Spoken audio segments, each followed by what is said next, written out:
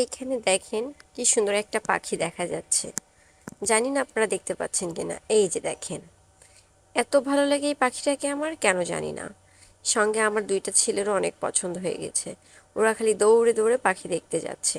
কিন্তু পাখি কি আর মানুষের পায়ের আওয়াজ পেলে থাকে?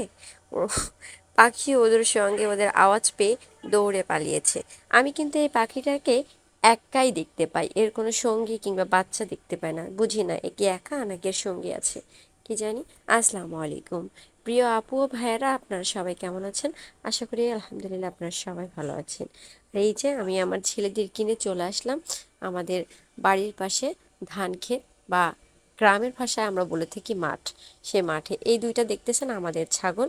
এই দুইটা ছাগল আমি আসলে আমার ছোট ছেলের আকিকার জন্য লালন পালন করতেছি। তাই ইনশাল্লাহ আপনাদের দোয়ায়, উপরওয়ালার রহমতে যদি সম্ভব হয়, দুইটা ছাগল অতি শীঘ্রই আমরা আকিকা দিয়ে দেব। এই ছাগল দুইটাকে আমার ছেলে সব সময় বলে, আম্মু এই ছাগল দুইটার জন্য জবু করবা না, এটা আমার এটা আমার ভালো ছাগল, কিংবা মানে যাই হোক, ওর পশু পাখির উপর ভালোবাসা থেকেও এই কথাগুলো বলে থাকে। আর এই যে দেখেন দুই ভাই হ্যাঁ, হাঁটাহাঁটি করতেছে। আসলে কি জানেন, ওদের এই শৈশবটা হয়তো আমি আর কখনো ফিরে দিতে পারবো না। তাই আমি চাই আমার ছেলেগুলো যাতে তাদের এই শৈশবটাকে ফুলফিল এনজয় করে। তারপরেও সবটা আর দিতে পারি কোথায়, আসলে সবসময় সম্ভব হয়ে ওঠে না। আর এদের গায়ে যে পোশাকগুলো দেখতে পাচ্ছেন, এগুলো কিন্তু আমি নিজে হাতে তৈরি করেছি। আমার বাসায় কিছু টুকরো কাপড় ছিল, সেই টুকরো কাপড় দিয়েই কিন্তু আমি ওদের পোশাকগুলো তৈরি করেছি। আর সত্য কথা বলতে কি, দেখেন, এরা কিন্তু খেলার ছলে ছলে আবার মারামারি শুরু করে দেয়। মানে এদের নিয়ে আর পারাই যায় না।